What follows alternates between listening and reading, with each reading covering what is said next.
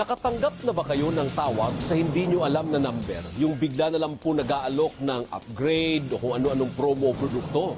Isa nating kapamilya nagkaproblema sa bill sa telepono dahil sa di umano'y in-order niyang telpad na hindi naman niya natanggap. Yan ang isyong dinutukan ng tapat na buhay.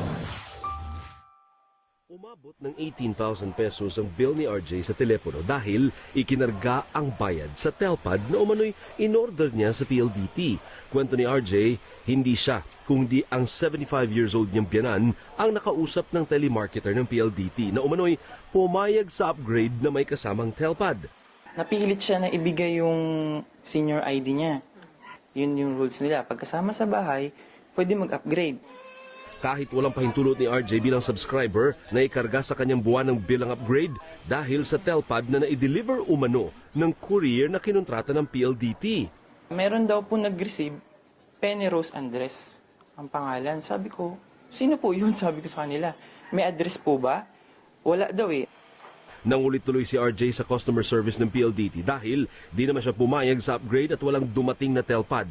Idinulog ng tapat na po sa PLDT ang problema at agad namang inako ng kumpanya ang mali ng kanilang service contractor. Una, hindi raw dapat pinayagan ng agent nila ang upgrade dahil hindi naman si RJ ang umuo. Pangalawa, nakumpirmang hindi na i-deliver kay RJ ang telpad. It turns out that we had acted on the basis of a false report. Na-bill siya na hindi dapat siya binil.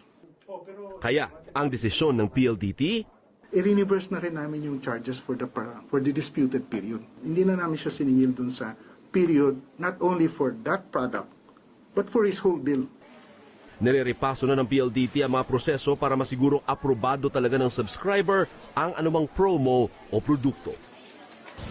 Salamat po sa mabilis na aksyon ng PLDT. Pero panawagan pa rin po natin sa inyong mga call center agents o telemarketers, maging tapat na po.